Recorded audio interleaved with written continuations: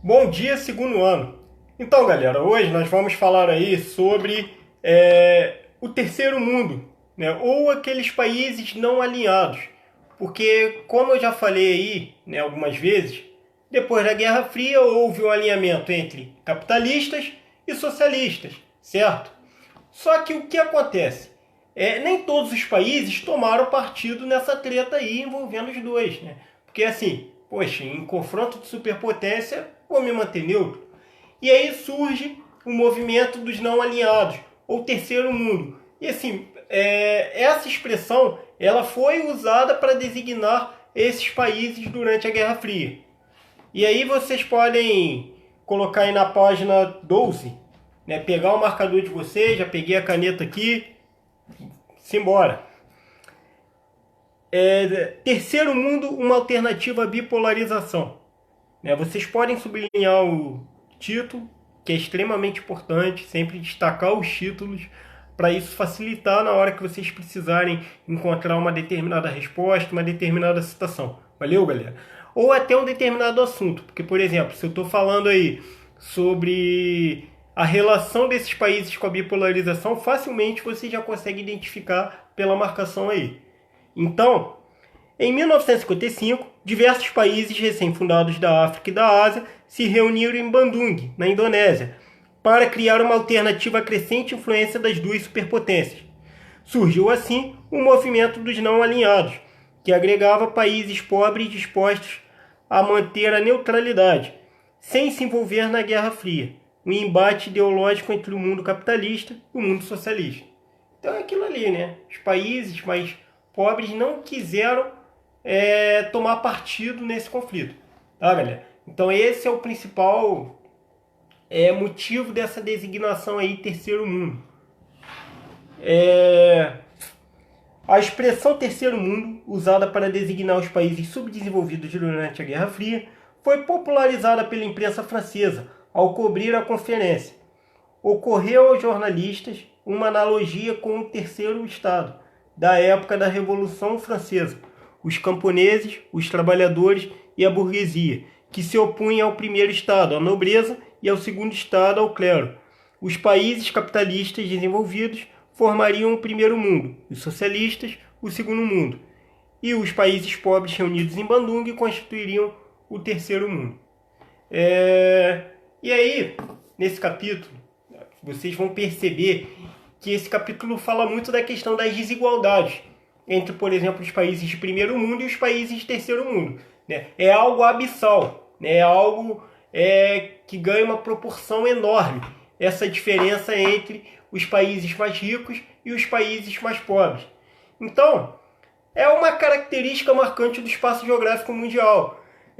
Assim como não tem como falar o capitalismo, ele é uma maravilha. Sim, ele gera muitas vantagens, né? Conforme eu já falei, através das evoluções da sociedade, né? As evoluções tecnológicas, né? As evoluções do sistema capitalista que nós temos acesso, por exemplo, a um celular, né? Que nós podemos hoje fazer conferências, reuniões online. Mas também tem as desvantagens, porque essas inovações não surgem para todos ao mesmo tempo. Há uma relação de poder envolvida nessa disputa aí. É uma relação clara, porque a tecnologia, a técnica em si, ela é uma, né, demonstração de poder. Lembra que eu falei, essa caneta, por exemplo, ela é uma técnica. A partir do momento que você cria uma técnica, você está detendo poder sobre aquilo. E claro, é natural que, por exemplo, a nanotecnologia se desenvolva lá nos Estados Unidos e no Japão, que são países que dominam tecnologia de ponta na nova ordem, na nova divisão internacional do trabalho. Então é mais do que comum, galera. Mas assim, há que se debater a abissal desigualdade. E aí não é só na tecnologia, é também aí na questão da distribuição alimentar. O mundo produz alimento suficiente para abastecer a população mundial 2 vezes. Só que a distribuição é desigual. Então, alguns países têm uma agricultura mecanizada, outros nem tanto. Alguns países têm, né, volume de importações maior, outros nem tanto, isso aí gera o problema da fome. Então, ao contrário do que Malthus propunha na teoria dele, não, o crescimento populacional não geraria fome, mas sim, né, a desigualdade. A Revolução Verde provou isso, que a humanidade ela tem condições de abastecer, né, de se autoabastecer. Os países têm condições de produzir, condições naturais, claro, e tecnológicas se forem dadas. A questão aí é a disparidade na tecnologia, a disparidade nas relações econômicas entre esses países. Entenderam? E aí nós vamos para a página 13, que fala do colapso do socialismo. Na próxima aula nós vamos falar muito sobre, né, globalização. Já começamos a falar um pouco hoje, mas dando ênfase aí na próxima aula. O socialismo é o seguinte, ele foi implantado, assim, o principal país que aderiu a esses ideais foi a União Soviética. Só que assim, ao longo do tempo, eles estiveram, da Guerra Fria, eles estiveram muito fechados aos países socialistas. Então eles mantinham relações econômicas próximas com os países socialistas e acabaram estagnando seu parque industrial. Além de, claro, o forte investimento no poderio bélico. O poderio bélico era importante naquele cenário de Guerra Fria, em que podia vir um conflito a qualquer momento, sem dúvidas. Assim como vocês estudaram a paz armada lá na Primeira Guerra, esse confronto aí, esse confronto ideológico, ele colocava o mundo sob risco de um novo conflito nuclear. Um novo conflito agora nuclear. Sobre um novo conflito que seria a Terceira Guerra Mundial. Sem dúvidas. Só que, de fato, era muito importante economicamente também, porque as coisas estavam mudando no mundo. A corrida espacial foi uma amostra disso. Yuri Gagarin sobrevoa o espaço em 1961 e fala: a Terra é azul. O primeiro astronauta a chegar na Lua dos Estados Unidos em 1969. Então olha só como que a Guerra Fria, por mais que ela tenha gerado uma tensão, causou aí uma evolução. Por exemplo, a evolução dos aparelhos celulares, da internet, a corrida espacial. Como tudo na história, pode-se tirar lições, assim como muitas lições poderão ser tomadas a partir desse período que nós estamos vivendo. Certo, galera? E aí no colapso do socialismo real soviético, pegando a canetinha também e marcando. O socialismo real, aquele efetivamente praticado, começou a mostrar sinais de esgotamento nos anos 90. O caso soviético foi o mais emblemático. Naquela década, a União Soviética enfrentou uma profunda crise econômica, que gerava um contraste cada vez maior com os países capitalistas. Os membros do mercado comum europeu, o Japão e os Estados Unidos, detetores de economias mais dinâmicas. Embaralhou aqui a letra, mas basicamente esses países, tá? Só li a ordem diferente. Mas marquem esse parágrafo, esse primeiro parágrafo. E aí, um outro trecho extremamente importante. Por quê? Muitos fatores provocaram essa decadência da economia soviética. Entre estes, destaca-se o modelo econômico, baseado no gigantesco complexo industrial militar orientado para a corrida armamentista. Eu acabei de falar isso. Valeu? É importante que vocês destaquem. Esse modelo econômico engessado pela excessiva centralização das decisões no Partido Comunista, e aí a centralização do poder era outro problema marcante, porque não havia muita liberdade política. Não havia espaço para oposição na União Soviética, e isso acabou se transformando num grave problema. Que detinha o monopólio do poder, gerou uma forte carência de indústrias de bens de consumo. Não investiu em novas e melhores indústrias para produzir novos e melhores produtos. Ao contrário, permitiu-se o sucateamento daquelas indústrias que já existiam, produzindo bens de consumo insuficientes, antiquados e de má qualidade. Nem mesmo as reformas implementadas por Mikhail Gorbachev, E aí vocês procurem aí e marquem Glasnost e Perestroika. A Perestroika era a reforma econômica. A Glasnost visava a transparência política num sistema em que não havia nenhuma liberdade para isso. E o Mikhail Gorbachev, ele teve até uma certa confiança da população, só que já estava muito desgastado o país nessa época, né? Não havia um sentimento de unidade nacional. Por exemplo, a Ucrânia, ela veio a se separar depois. Outros países, como o Cazaquistão, né, outros países aí como a Letônia, Lituânia, acabaram vindo a se separar, né, a não constituir mais o bloco soviético.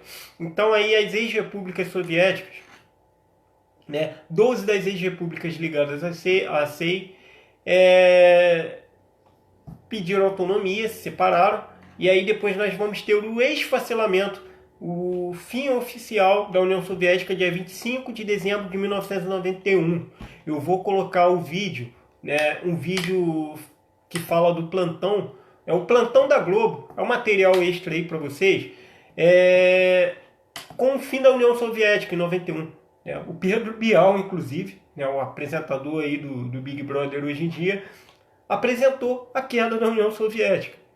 Eu não lembro, não me recordo se cheguei a falar disso com vocês em sala antes da paralisação, se eu já cheguei a comentar, mas é hilário a gente ver isso hoje, mas assim, tem muitos registros históricos na internet, no YouTube. E aqui também tem o mapa da Comunidade dos Estados Independentes, né, com todos os países que faziam parte da antiga União Soviética. E aí, com o fim do bloco socialista, né, esses países passam a ter mais autonomia. Boris Yeltsin chega ao poder na Rússia, né, a Rússia vai ser a principal herdeira, até militar. Hoje, há uma grande bipolaridade ainda. Claro que os Estados Unidos têm uma capacidade militar maior, mas há ainda essa bipolaridade militar, de certa forma. Esses dois países, eles são mais influentes do ponto de vista militar. Pode ver o que aconteceu lá na Síria, que dividiu a atenção desses países. Então, há muitas controvérsias ainda, tipo, há resquícios da Guerra Fria, embora, claro, né, não há dúvidas hoje que a grande potência do planeta é os Estados Unidos. Embora, né, e aí já dando spoiler do que nós iremos falar na próxima aula, a multipolaridade econômica se faz presente. A União Europeia cresceu, os países emergentes cresceram, né, os Estados Unidos mantiveram-se nessa crescente aí. Então, galera, aqui para finalizar, vocês vão pegar a página 14, o fim do bloco socialista, vão marcar também, valeu? E vão sublinhar esse parágrafo aqui. Evidentemente, essas mudanças não foram um episódio isolado. Problemas similares se generalizaram no leste europeu. Em muitos países dessa região, o fim do socialismo real foi acompanhado por violentos conflitos. Foi o caso da antiga Iugoslávia, que é outro caso assim também, que o general Tito, ele manteve aquelas unidades da federação lá na Iugoslávia, né, unidas, mas existiam diferenças étnicas, né, diferenças culturais gigantescas. Por exemplo, croatas e sérvios se odeiam. Aí imagina o que seria após, né, a morte desse general para o sucessor manter essas divergências sob o mesmo teto. Não tinha como. Né? A Iugoslávia ela se esfacelou. Se vocês, por exemplo, forem procurar alguns registros aí, vão ver a Iugoslávia jogando Copa do Mundo, disputando Olimpíadas, como uma nação. A última foi em 98. Ainda em 2006, Sérvia e Montenegro, uma nação chamada Sérvia e Montenegro, que adivinha da Iugoslávia, disputou o Mundial, mas já tinha havido o referendo para separar ali. Foi o caso da antiga Iugoslávia, desmembrada por diversas guerras motivadas por razões étnicas, que estudamos e que estudaremos adiante. Em outros países, como a Tchecoslováquia, o fim do regime socialista ocorreu de forma pacífica. Assim como na Polônia também, né? Que o Sindicato de Solidariedade, até com certa influência do Papa João Paulo II na época, ajudou muito nessa libertação da Polônia do socialismo. Assim, em 1º de janeiro de 1993, surgiram, sem derramamento de sangue, dois novos países, a República Tcheca e a República Eslovaca. Então, aqui, né, a seguir fala dos outros conflitos, fala aí dessa separação da Iugoslávia, da Sérvia. Vocês vão marcar esse último parágrafo também, né, que fala: no início do século XXI, mais de uma década após esses episódios, o antigo bloco soviético registrava duas realidades distintas. Em alguns locais, como a Chechênia, né, uma das repúblicas da Rússia, quer dizer, o Kosovo, província da Sérvia, que se tornou protetorado da ONU. O Kosovo, eles se destacam, eles se consideram independentes. Alguns países consideram independentes, mas nem todos. Então ainda há um asterisco ali na situação de Kosovo. Ainda existem crises profundas e mesmo a iminência de outras guerras étnicas. Já países como a República Tcheca, a Hungria e a Polônia avançam rapidamente reformas estruturais de cunho capitalista, como a abertura comercial e financeira. Então, galera, essa foi nossa aula de hoje, tá?